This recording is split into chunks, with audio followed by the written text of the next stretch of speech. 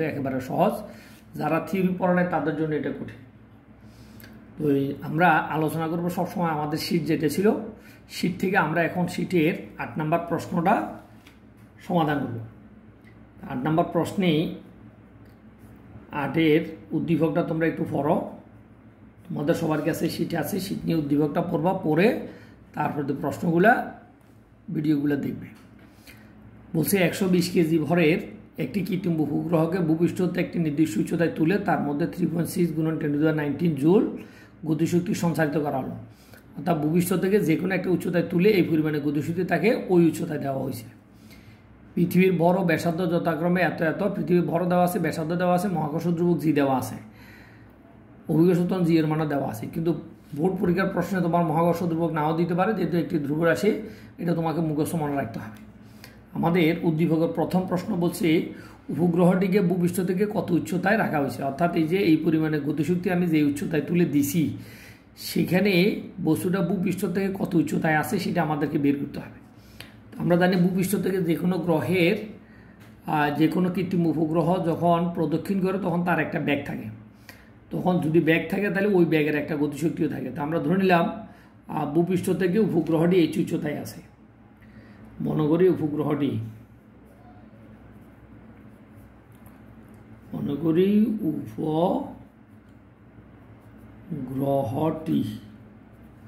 ভূপৃষ্ঠ থেকে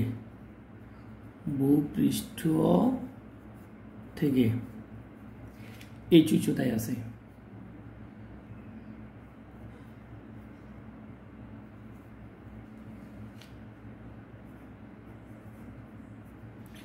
উপগ্রহটি যদি ভূপৃষ্ঠ থেকে এই উচ্চতায় থাকে তাহলে এই উচ্চতায়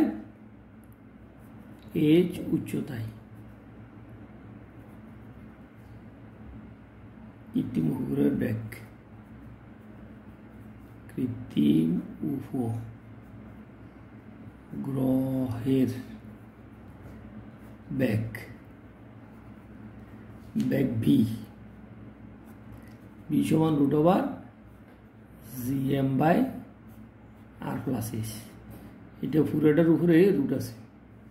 তাহলে কৃত্রিম উপগ্রহ ভূপৃষ্ঠ থেকে যখন এই উচ্চতায় থাকবে, এই উচ্চতায় তার ব্যাগ হবে V = GM/R+S। তাহলে এখান থেকে আমরা মূলত এই গতিশক্তি বের করব। তাহলে সুতরাং ওই উচ্চতায় কৃত্রিম উপগ্রহের গতিশক্তি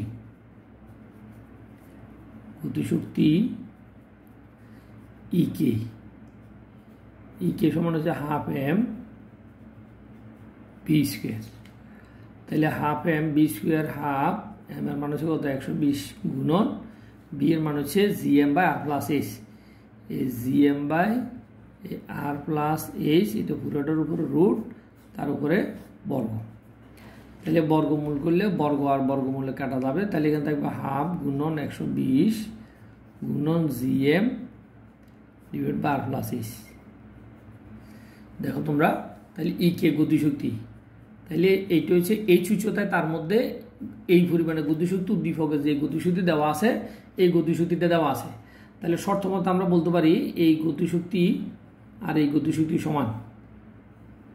শর্ত মতে 1/2 গুণন 120 গুণন GM/R+S সমান হচ্ছে কত, গতিশক্তি কত দিছে দেখো 3.6 গুণন 10⁹ এই পরিমাণে গতিশক্তি এই উচ্চতায় তুলে কৃত্রিম উপগ্রহটার মধ্যে দেওয়া হয়েছে। এখন আমরা এখান থেকে ক্যালকুলেশন করলে আমরা R+H এর মান বের করব।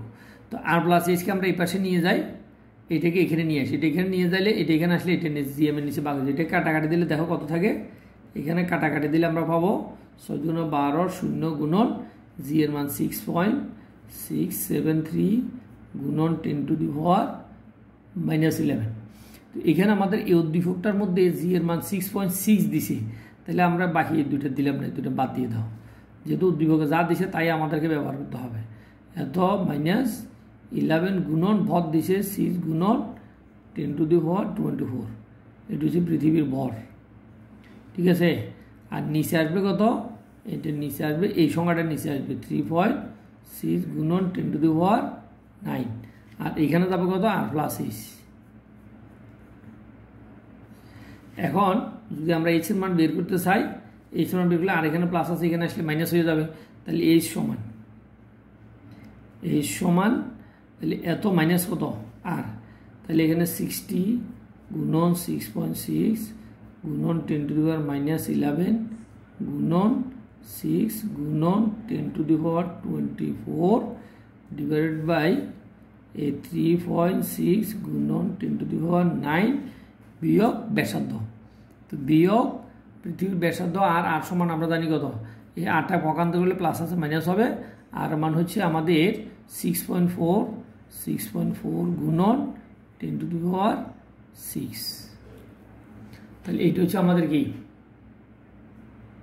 এটা হচ্ছে এখান থেকে এটা বিয়োগ করলে উচ্চতা আমরা পাবো। তো তোমরা ক্যালকুলেশন কীভাবে করবে, আমি ক্যালকুলেটারের হিসাবটা আমি বলি। প্রথমে ফার্স্ট ব্র্যাকেট দিবে, এরপরে গুণচিহ্ন দিয়ে এগুলো সবগুলো লেখা শেষ, 10 টু দি পাওয়ার 24 লেখার পরে ফার্স্ট ব্র্যাকেট ক্লোজ দিবে, ক্লোজ দিয়ে ব্র্যাকেট দিবে, ব্র্যাকেট দিয়ে 3 আবার ফার্স্ট ব্র্যাকেট দিবে, 3.6 গুণন 10 টু দি পাওয়ার 9 লিখে ফার্স্ট ব্র্যাকেট ক্লোজ করবা, ইকুয়াল দিবা। ইকুয়াল দেওয়ার পরে যা পাওয়া যাবে তত উঠেছে, অ্যান্সার দেওয়ার পরে যেটা পাবা, অ্যান্সার পরে মাইনাস চিহ্ন দিয়ে আবার ফার্স্ট ব্র্যাকেট দিবে, ফার্স্ট ব্র্যাকেট দিয়ে 6.4 গুণন 10 টু দি 6, আনসার যেটা পাবে এইচ এর মান তাই বসাবে। তো এখানে তোমরা এইচ এর মান ক্যালকুলেশন করে বসাবে, এটা আনুমানিক 2000 কিলোমিটার বা 2000 কিলোমিটার থেকে সামথিং কিছু বেশি একটা রাশি তোমার আসতে পারে। তাহলে আমরা এখান থেকে ক্যালকুলেশন করে রেজাল্ট যেটা পাবো সেটা হচ্ছে এইচ এর মান। তো এইচ এর এই মানের জন্য পরবর্তীতে তোমাকে বলছে, দেখো গাণিতিক বিশ্লেষণের মাধ্যমে যাচাই করো সঞ্চারিত গতিশক্তি উপগ্রহটিকে বহির্বিশ্বে পাঠানোর জন্য পর্যাপ্ত নয়। এবার খ নাম্বার প্রশ্ন বলছে যে এই গতিশক্তিতে আমরা কৃত্রিম উপগ্রহকে চাইলেও বহির্বিশ্বে কী করতে পারবো না, পাঠাতে পারবো না, বা পাঠাতে পারবো কি পারবো না সেই ধরনেরও তোমার কাছে জানতে চাইতে পারে।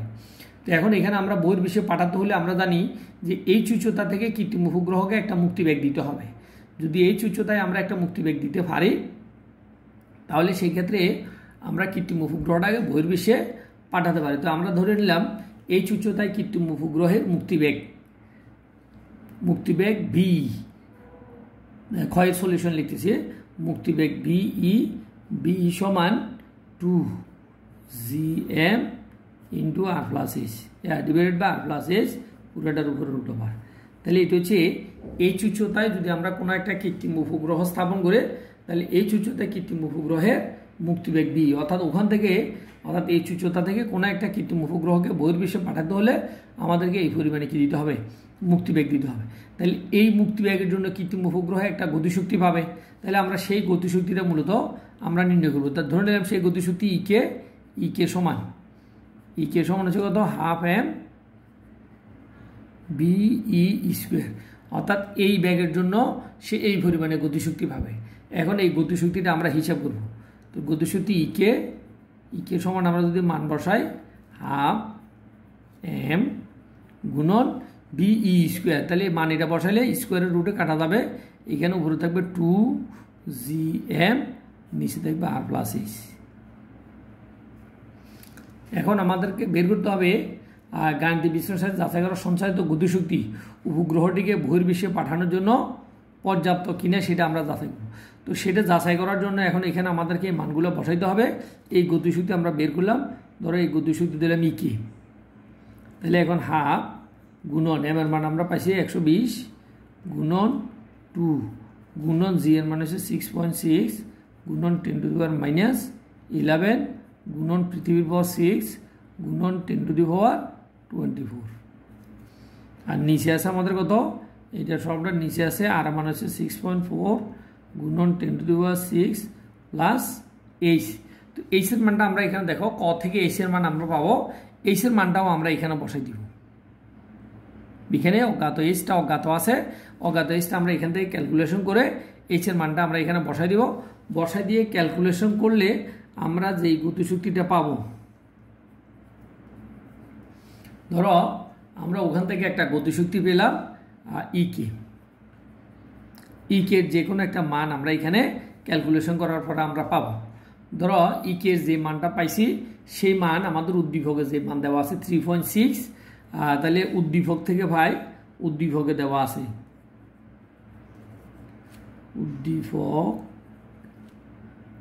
উদ্দীপকে গতিশক্তি ওটাকে নাম দিলাম ইকে প্রাইম। ইকে প্রাইম সমান হচ্ছে 3.6 গুণন 10⁹ জুল। এখন ধরো আমরা এই গতিশক্তি থেকে ধরো আমরা বেশি গতিশক্তি পাইছি, যদি আমাদের ইকে এর মান, ইকে এখানে আমরা সামথিং যে কোনো একটা রাশি পাবো, এই রাশিটা আমরা এখানে বসাবো। যদি ইকে এর মান যেটা পাওয়া যাচ্ছে সেটা যদি এটার থেকেও ইকে যদি বেশি হয়, তাহলে আমরা যেই শক্তি দিছি সেই শক্তিতে সে বহির্বিশ্বে যেতে পারবে না। তো এখন এখানে আমরা যেই মানটা পাবো, এখানে সাধারণত ইকে এর মানটা, অর্থাৎ ইকে, ভালো করে খেয়াল করো, ইকে গ্রেটার দেন ইকে প্রাইম। তার মানে কি মুক্তিবেগের গতিশক্তি উদ্দীপকের গতিশক্তি থেকেও কি বেশি। তাহলে যেহেতু বেশি, তাহলে অতএব আমরা বলবো যে কৃত্রিম উপগ্রহটি বহির্বিশ্বে পাঠানোর জন্য এই গতিশক্তি কিনা পর্যাপ্ত না। তাহলে এটা আমরা উচ্চতর দক্ষতার মধ্যে লিখে দিব। ধন্যবাদ সবাইকে, কথা হবে।